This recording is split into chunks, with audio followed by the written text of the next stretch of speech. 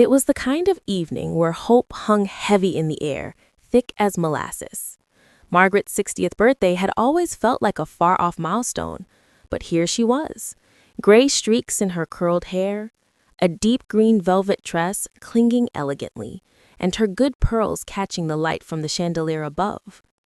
The house was full. Her children told stories in the kitchen, laughter bounced off the walls, and the scent of spiced apple cider curled from the dining room. She stood quietly, watching the scene, warming wineglass in hand. As her younger sister Brenda arrived, late, as usual, Brenda swept in with a quick smile, her coat thrown over an arm, gold bangles jingling. "Oh, Marge," she called, voice syrupy sweet. "When did you get this new rug? Looks expensive." Margaret forced a little laugh. Brenda had the sort of presence that could both lift and deflate a room in the same hour. She'd always been that way, sharp-witted, forever restless, with a smile that meant trouble or triumph, depending on the day. "I'm glad you could come. Help yourself to some cider," Margaret said, guiding her toward the warmth of family chatter.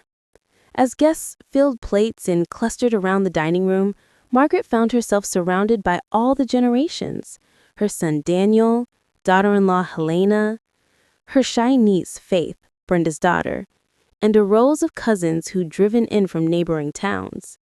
When it was time for cake, Brenda's voice rose above the others. "To Margaret," she sang, raising her glass, "who proves that it's never too late to enjoy the finer things in life. Speaking of fine things, are you enjoying that trust fund with $500,000? The room went still.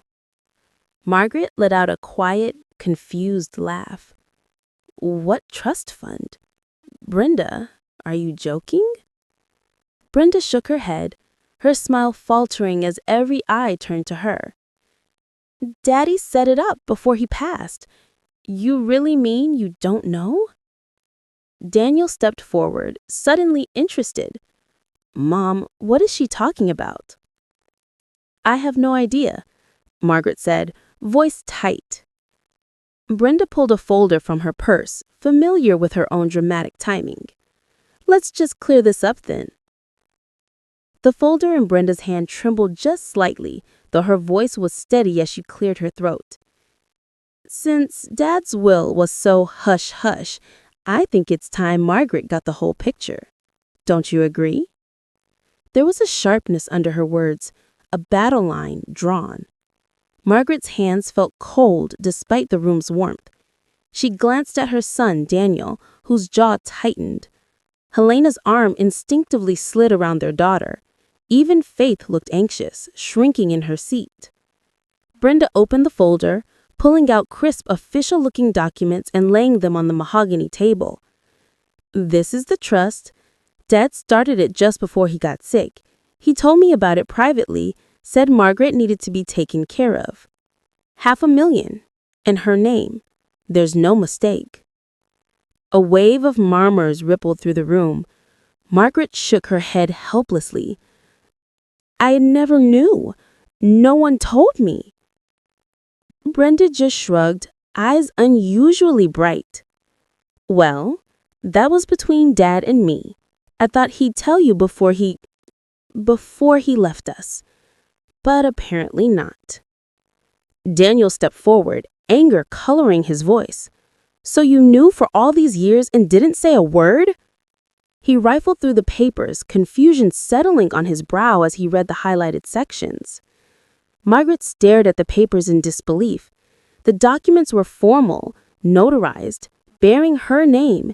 She recognized her father's signature, a familiar sloping script. "This can't be real. I never received a cent. Not a letter, nothing." Brenda rolled her eyes. "Banks lose things all the time. Paperwork goes awry. That's how it is." But there was a waver in her tone now, something brittle underneath. Faith nervously interjected. "Aunt Brenda, was there an account number?" She peered at the documents, her youthful innocence piercing the tension.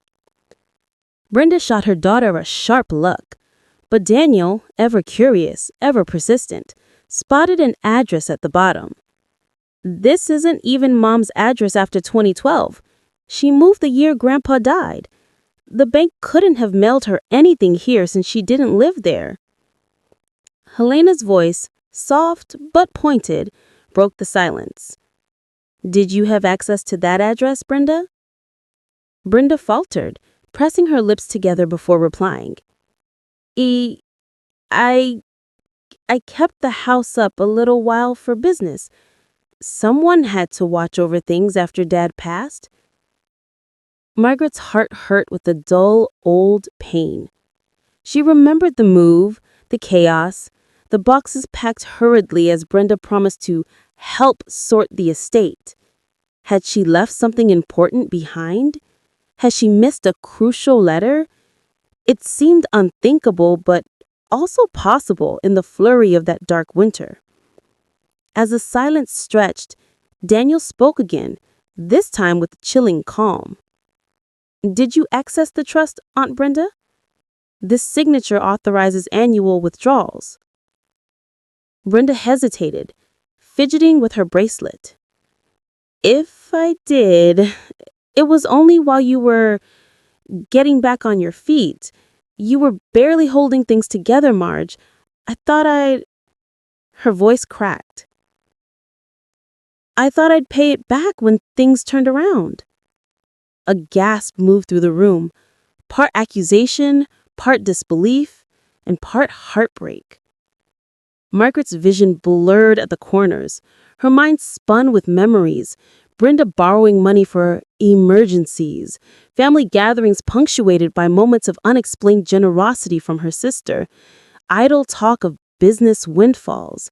Margaret realized painfully how she'd wanted to see the good in Brenda, to accept her help, to believe they were in this together. Now, under the cold glow of the chandelier, she understood the truth.